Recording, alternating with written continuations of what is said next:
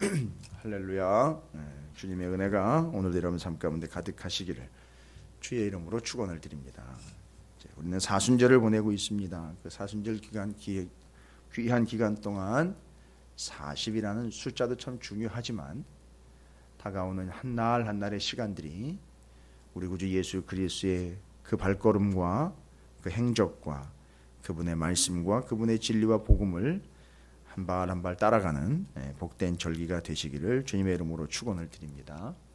누가복음에서 예수님의 탄생과 함께 그 주변 인물들이 소개가 되고 있습니다. 목격자들이겠죠.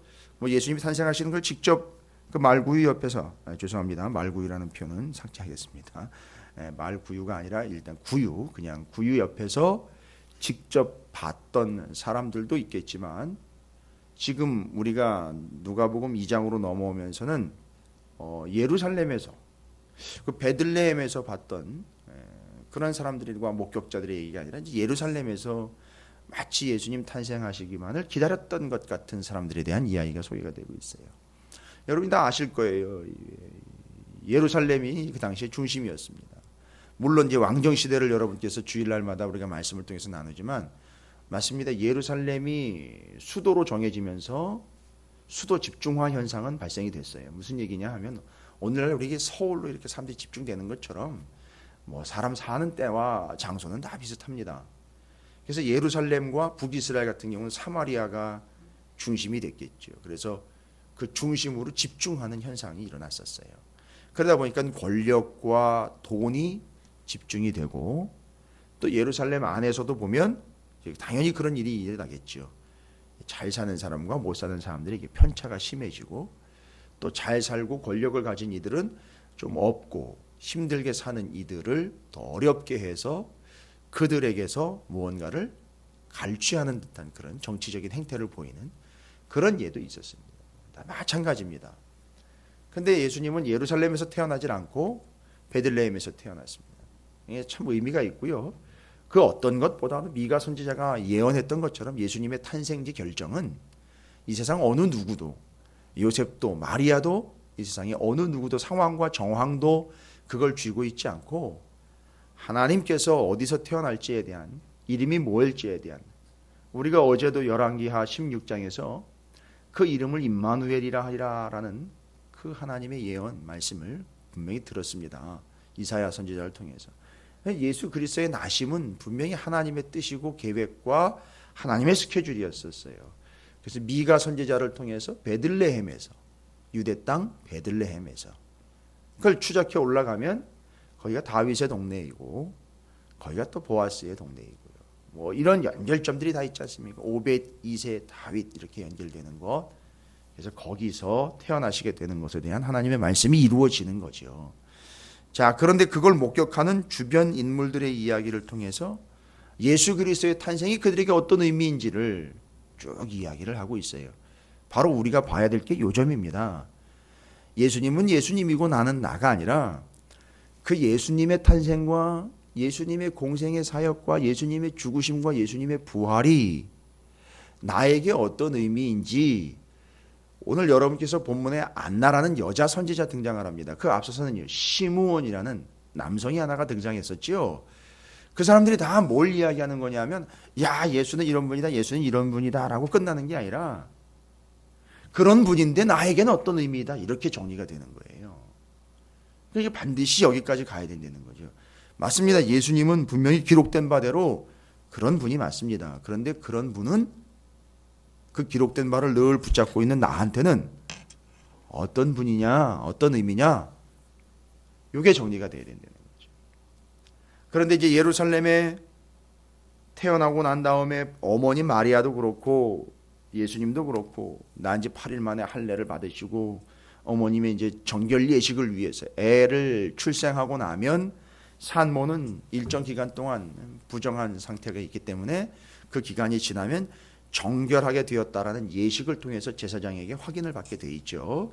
제사를 드려야 됩니다. 그래서 예루살렘의 성전으로 올라와서 그러니까 이제 우리가 구약 성경이 요즘에 성전에 올라가는 자 다른 데로 가면 안 되고 반드시 성전에 가서 예루살렘에 가서 제사를 반드시 드려야 된다라는 이 개념들이 호적하라는 명령이 아구수도의 명령 때문에, 그 당시 로마의 황제 때문에, 그 황제의 명령 때문에 베들레헴으로 갈 수밖에 없었다라고 이야기하지만, 그러나 그 정결 예식을 위해서는 하나님의 말씀이 법이 명령한 바대로 가려면 예루살렘으로 또 올라와야 되는 거죠.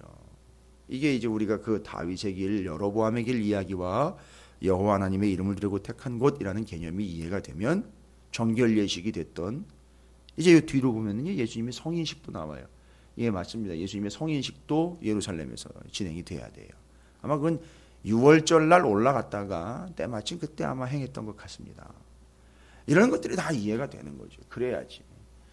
그런데 재미있는 것은요, 예루살렘에 가보니까 예루살렘에 예수님의 탄생을 기다리는 사람들이 있더라는 거예요. 그 예수님의 탄생을 기다리며 간절히 사모했던 사람들이 속속 등장을 하면서 그 중에 한 사람으로 이제 여자 선지자인 안나라는 사람이 소개가 됩니다. 근데 이 안나라는 사람은 참 이 삶을 보니까 이제 안 믿는 사람들 표현으로 이야기하면 참 지구하는 명이고요. 믿는 사람들이 봐도 참 안쓰럽기까지 하기 그지없는데, 여자 선지자인 안나에 대해서 36절에서 이렇게 설명을 하고 있습니다. 오히려 시므온에 대해서는 그 앞서 소개가 되고 있던 시므온이라는 사람은 자세하게 설명이 안 돼 있는데, 오히려 이 여자 선지자인 안나는 이렇게 설명을 합니다. 또 아셀 지파 바누엘의 딸 안나라 하는 선지자가 있어 나이가 매우 많았더라. 매우 많았더라라는 말이 좀 걸립니다. 매우 많았더라. 그가 결혼한 후 7해 동안 남편과 함께 살다가 37절입니다. 과부가 되고, 이게 이제 우리가 마음이 좀 아픈 부분이죠. 결혼한 지 7년 만에 남편이 죽고 혼자 됐습니다. 그러니까 좀 이 인생을 좀 잘 살펴보셔야 돼요. 나이가 매우 많았습니다. 지금. 원래는 나이가 매우 많은데 그의 인생을 이렇게 뒤로 살펴보니까 결혼을 하고 7년 만에 남편이 죽고 이토록 나이가 많을 때까지 어떻게 됐다는 거죠? 혼자 살고 있다는 얘기예요. 이게 옛날에 그냥 쑥 지나갔어요. 이 남의 삶이니까요. 뭐 그러려니 하고 넘어갔는데, 한 여성이 결혼하고 난 다음에 7년 만에 남편을 잃고 혼자 이 연세가 많이 들 때까지 혼자 그렇게 살아온 거예요. 참 쉽지 않은 삶이었습니다. 어려운 삶인 거예요. 지금처럼 이야기하거나 지금처럼 이해돼서는 안 되는 부분이죠. 이 당시에 유대인들이나 이 고대 근동에 있었던 상황에, 특별히 유대인들의 풍속에 의하면 여자로서 결혼한 지 얼마 안 돼가지고 혼자 이 연세가 오래될 때까지 혼자 그렇게 길게 살아왔다라는 것은 그 긴 시간 동안에 얼마나 어려운 삶을 살아왔는지에 대한 이야기입니다. 자, 그러면 이 인생이 그렇게 혼자, 이제 여기는 과부가 되었다라는 표현을 쓰고 있습니다만, 과부가 되고 80세가 되었더라. 여러분, 이 표현은 좀 애매한 표현입니다. 과부가 되고 혼자 되고 84세가 되었다라는 표현은 인생의 총체적인 나이가, 연세가, 이 안나라는 여자 선지자의 연세가 전부 84세가 되었다. 지금 이제 요 예수님의 탄생을 목격하고 성전에 오신 예수님을 본 때가 84세라는 얘기인지, 혼자 되고 난 다음에 84년을 사셨는지 요건 정확지가 않습니다. 근데 나이가 매우 많았다라는 이야기를 보니까 좀 연세가 우리가 생각했던 것보다는 많았다라고 추정을 하면 뭐 생각은 가능합니다만 정확하게 여기서는 그걸 그렇게 끊어주고 있진 않아요. 그러면 잠깐만요, 우리가 생각을 해보자고요. 결혼하고 난 다음에 7년 하고 난 다음에 84년이라는 이 숫자, 우리가 좀 생각할 수 있는 걸로 생각하면, 보통 마리아 이야기도 드렸지요. 풍속에 의하면 여성들 같은 경우는 이제 일단 좀 성숙하게 되면 바로 결혼을 하게 되는 그런 결혼 정년기가 되는데, 우리나라 이제 아이로 치면 상당히 나이가 어린 나이라고 얘가 말씀드렸습니다. 이제 유대인들의 그냥 일반적인 그런 습관으로 이야기하면 12살에서 14살 내지 15살 이 정도예요. 그러니까 너무 일찍 잡습니다. 아무리 일찍 잡아도 12살. 그런데 그 12살부터 만약에 치자면요. 결혼을 그때 했고 7년 동안 남편과 살았고 그러면 19. 19에서 한 20 정도 될 수밖에 없어요. 그러면 그 20살 이후로 만약에 84이면 104세가 되는 것이고 전체 나이가 84세면 20살 이후로는 64년 정도 아니면 84년 대충 뭐 64에서 84세까지를 혼자 살았던 겁니다. 뭐 이런 계산이 나올 수 있어요. 야, 이 상당히 긴 시간 외롭고 힘들게 살아온 겁니다. 그게 이야기하는 겁니다. 그러니까 이 7년이라는 삶의 행복이 짧았고 그 이후로 긴 시간 동안을 그렇게 어렵고 곤고하고 힘들게 살아왔던 겁니다. 그런데 이 여인이요. 그 어려운 시간을 길게 살아온 인생의 대부분을 그렇게 어렵게 살아온 그분이 참 의미 있는 삶을 살았다는 겁니다. 뭘 보고 그 얘기를 하느냐 하면 37절에 이 사람이 성전을 떠나지 아니하고 주야로 금식하며 기도함으로 섬겼더니 뭐 성전 들락날락 거리는 것과 성전에서 금식하는 것 이해가 됩니다. 그런데 기도하며 섬겼다라고 나와 있습니다. 여성으로서 성전에 들어가 섬겼다. 그거는 이제 굳이 구약적으로 이야기하면 나실인 서원을 하지 않았을까라는 겁니다. 평생 혼자이니까 이제 나는 평생 그냥 하나님의 일을 위해서 그냥 드려진 자로 살겠습니다. 그런데 인생의 대부분을 어렵고 곤궁하고 남편이 없어요. 이스라엘의 여성들은 혼자는 살아남을 수 없어요. 혼자 누구라고 설명이 안 돼요. 오늘도 본문에 보시면 나와 있죠. 누구의 지파, 누구의 딸, 안나. 왜냐하면 남편이 죽었기 때문에 누구의 아내라고 표현하지 않고 누구의 딸이라는 표현을 해요. 아버지님이 돌아가셨잖아요. 아버지가 돌아가셨는데도 연세가 84 내지는 100살이 가까워 오셨는데도 불구하고 안나입니다라는 얘기를 안 하고 이 여자는 누구의 딸, 누구의 아내입니다라는 식으로 설명이 가능한 존재가 바로 여성입니다. 그렇게 평생을 살아온 거예요. 그런데 그 긴 세월을 그렇게 어렵게 살아왔어요. 그런데 성전에 아주 들여진 존재로 살았습니다. 여러분 이건 뭘 이야기하는 거냐? 상당히 중요한 걸 얘기합니다. 이 안나가 이렇게 곤궁한 삶을 살고 남편을 잃고 긴 시간을 어떻게 살았을까? 어떻게 살았을까? 그 긴 시간을요. 어렵고 공공에 차있던 시간일 텐데 힘들었던 시간일 텐데 예, 맞아요. 마치 하나님의 말씀이 이루어질 것을 기다리면서 성전을 떠나지 아니했던 것처럼 예수님이 성전에 들어오는 걸 보고 탁 알아차렸어요. 이유는 뭘까요? 말씀이 계속 트레이닝 된 거예요. 딱 보니까 벌써 영적으로도 그렇고 말씀으로도 그렇고 성령이 충만함으로 탁 알아보는 거예요. 이게 비록 곤궁한 시절, 빈곤의 시절, 아픔의 시절, 마음 저림의 시절이 인생의 대부분을 차지해서 80년 이상을 그렇게 살아왔지만 평생을 만약에 남편이 살아있었다면 남편과 동행하는 삶을 살았겠지만 이 여인은 하나님의 말씀과 동행하며 살아왔다는 얘기예요. 그래서 살 수 있었던 거예요. 여러분 우리는 안나를 통해서 오늘 그걸 발견해야 됩니다. 그 어려운 시절, 곤궁한 시절, 저 과부, 자식도 없고 남편은 죽고 이렇게 되어버린 그 인생이 그 긴 시간을 어떻게 살아왔는가? 하나님께 드려진 세월, 하나님의 말씀을 남편처럼 여기며 말씀과 동행하는 삶을 살아왔다는 거예요. 여러분 이거 뭘 얘기합니까? 우리도 그렇게 살 수 있습니다. 우리도 그렇게 살아야 합니다. 비록 어려운 세월 80년이 넘는 긴 세월을 곤고한 세월을 지냈지만 마치 하나님의 말씀이 우리의 남편인 양 내가 의지할 바인 양 평생을 그 말씀만 의지하면서 살아왔다라는 게 안나를 통해서 우리에게 전해지는 내용이에요.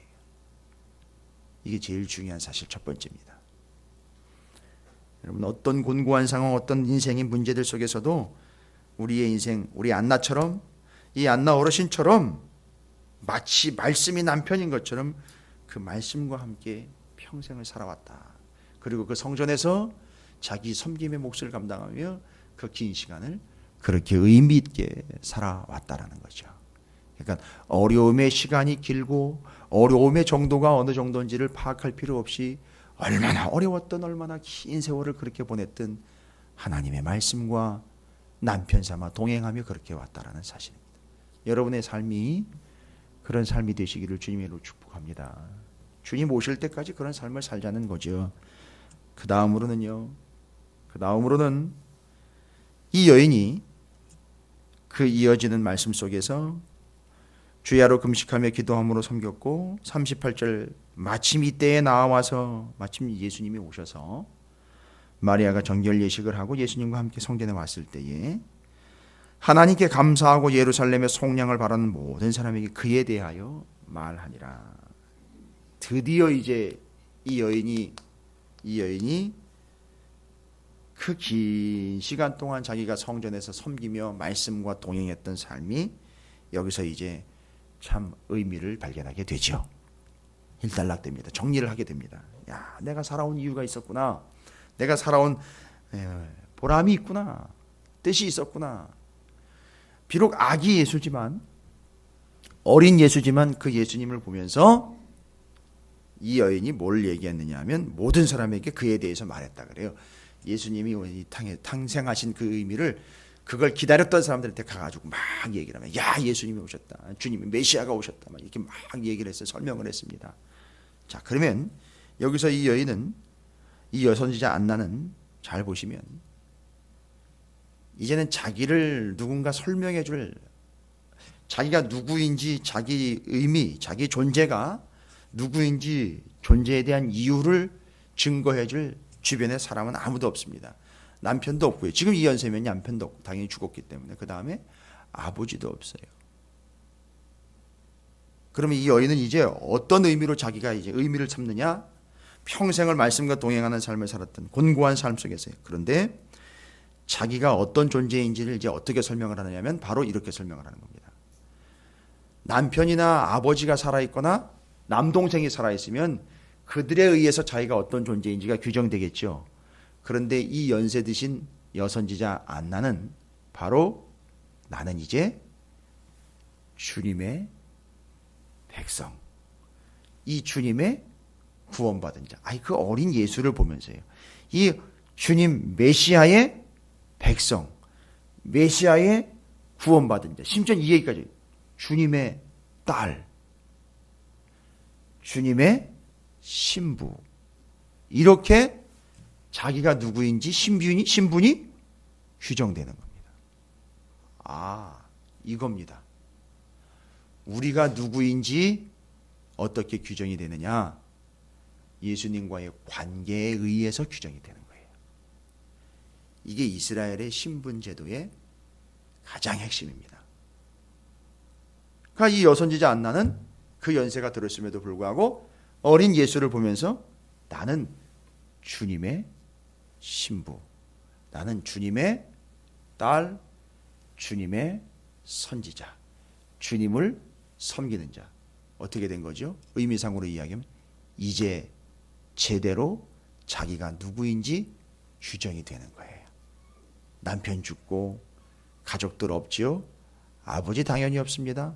어느 누구도 자신이 누구인지를 설명해 줄 사람이 주변에는 아무도 없다가 주님이 탁 오신 거예요. 그러니까 이제 자기가 누군지 설명이 되는 거예요.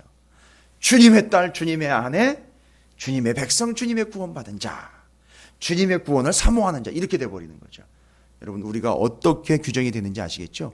내가 누구인지는 내가 나를 설명하는 게 아니라 나는 주님의 무엇, 나는 주님의 어떤 존재, 나는 주님의 누구. 이게 이 여선지자 안나가 오늘 우리에게 얘기해 주는 거예요. 여러분 우리는 누굽니까? 그래서 성경에서는 교회와 성도들을 주님의 신부라고 이야기하는 거예요. 주님을 우리의 신랑이라고 이야기하는 겁니다. 성도와 교회는 누구에 의해서 규정되고 설명되느냐? 자기 자신으로 설명되는 게 아닙니다. 찾으시는 교회는 찾으시는 교회 자체대로 예산이나 규모나 사이즈로 설명이 되는 게 아니라 주님의 몸된 교회, 주님과의 관계에 의해서 설명이 된다는 겁니다. 여러분 오늘 하루 종일 요거 한번 묵상해 보십시오. 나는 내 스스로가 누구인가가 아니라 나는 주님과의 관계에서 주님의 무엇인가. 이게 우리의 본질과 본분이라는 겁니다. 평생을 곤고하고 어려운 시절을 말씀과 동행했습니다. 주님이 오시면서 자기가 누구인지가 확립이 됐습니다. 이게 포인트입니다. 평생을 그렇게 동행하며 주님에 의해서 규정되는 삶, 여러분의 삶이 되시기를 주님의 이름으로 축원을 드립니다.